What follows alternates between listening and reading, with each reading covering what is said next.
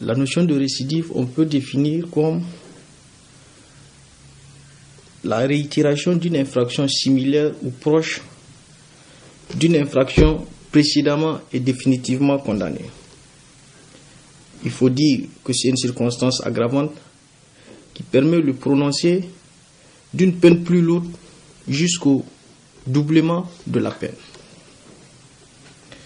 Les règles de la récidive varient selon l'infraction, selon que l'infraction est contraventionnelle, correctionnelle et criminelle.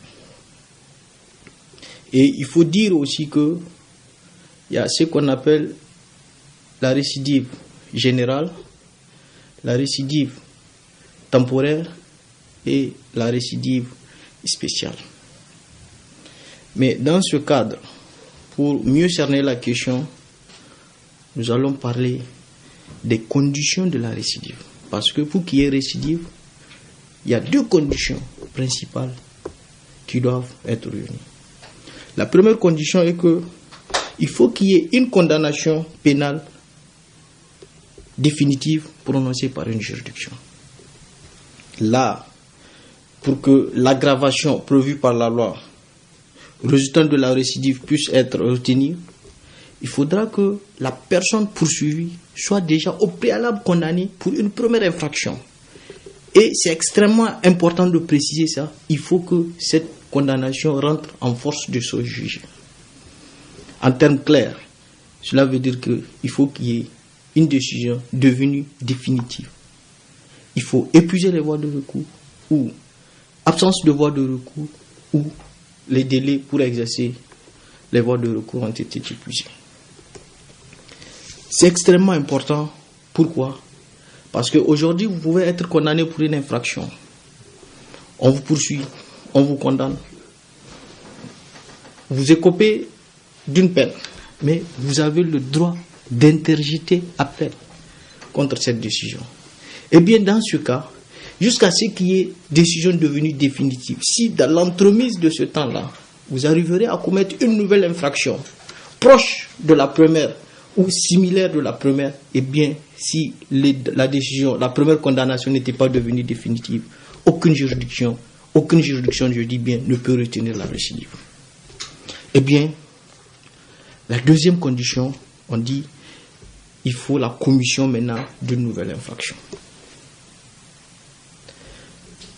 Pour que l'aggravation résultant de la récidive puisse être retenue au-delà de la première condamnation, il faut maintenant une condamnation proche, comme je le disais tantôt, ou similaire.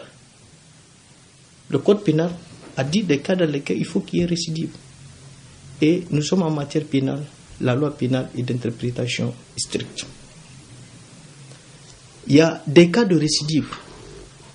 Plus précisément, il y a 4 catégories de récidive.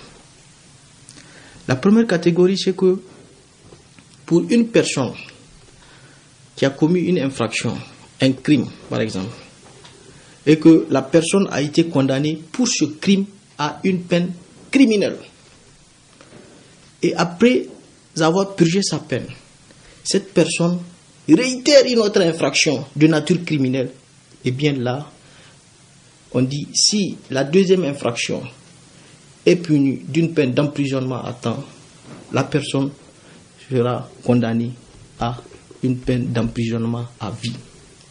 Et si la deuxième infraction, donc l'infraction réitérée, est punie d'un emprisonnement à vie, eh bien on dit que la personne sera condamnée à la peine de mort. Ça c'est la première situation. Il y a une deuxième situation où une personne a été condamnée à une peine d'emprisonnement correctionnel pour crime. Je vous explique un peu.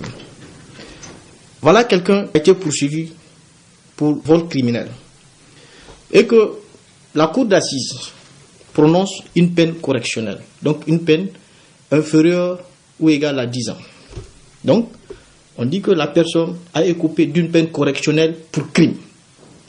Et que après, la personne, dans un délai de 5 ans, après que cette première condamnation est devenue définitive, la personne commet un délit ou un crime puni d'un emprisonnement à temps.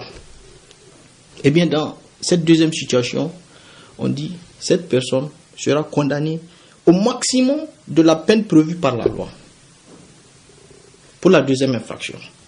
Et cette peine pourra être élevée au double. Maintenant, il y a une troisième situation. Une personne qui a été condamnée à une peine d'emprisonnement criminel. Donc, à une peine afflictive et infamante. Dans un délai de 5 ans. Après que cette condamnation était devenue définitive, commet maintenant un délit.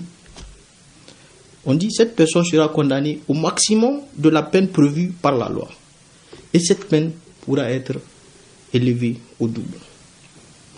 La quatrième et dernière situation, c'est la situation d'une personne qui avait été condamnée à une ou plusieurs peines correctionnelles. Dans un délai de 5 ans, après que cette condamnation était devenue définitive, on dit commet un délit. Donc, une infraction punie d'une peine d'emprisonnement correctionnel.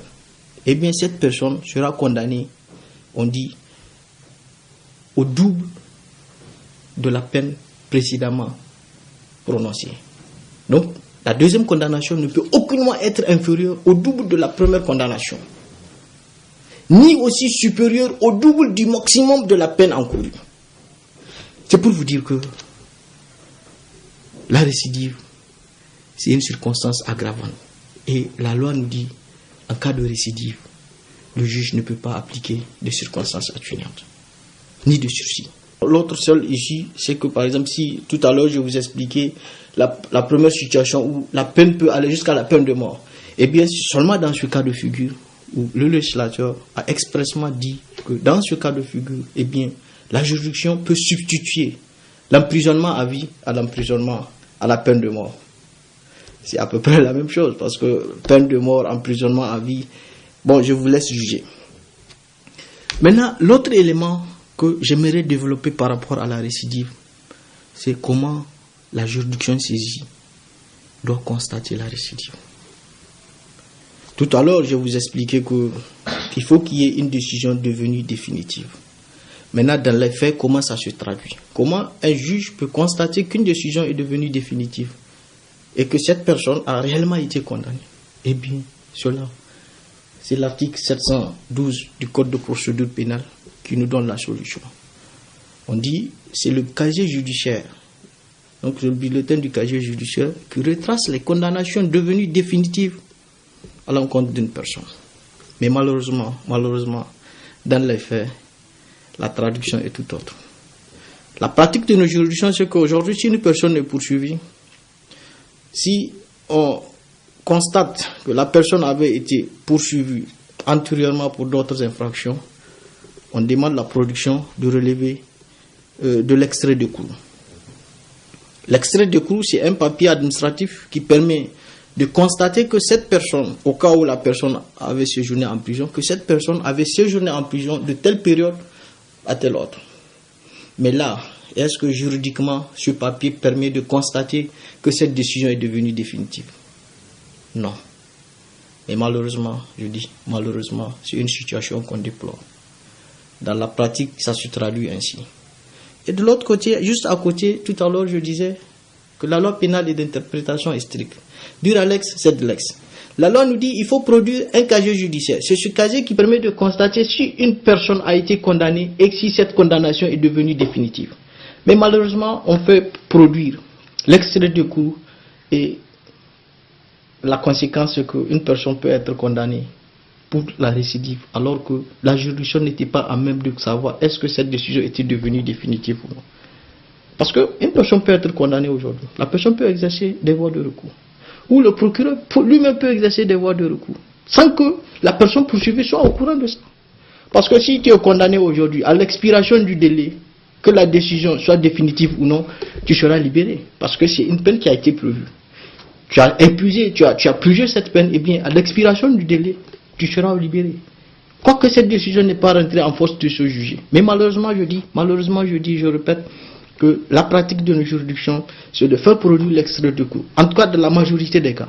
Rares sont les situations dans lesquelles on fait produire un casier judiciaire pour constater que cette personne a été condamnée. Et c'est seulement ce papier, ce fameux papier-là, qui fait retracer la condamnation et qui permet de savoir si cette condamnation était devenue définitive ou pas. La loi nous dit que c'est le bulletin numéro 1 qui est délivré aux autorités judiciaires. Mais pourquoi ne pas créer les conditions pour qu'une personne puisse être en mesure de démontrer cela? La partie poursuivante en matière pénale, c'est le ministère public. Et il revient à ce ministère public de faire produire ou de demander la production du casier judiciaire par ses choix. Mais malheureusement, je dis, ce n'est pas le cas. Donc, voilà ce que j'ai à vous dire. Et il faut aussi retenir que c'est une situation extrêmement grave. Et vraiment, j'interpelle les uns et les autres de la chaîne pénale pour que chacun fait le sien, chacun fait son travail. Parce que toute personne peut passer par là.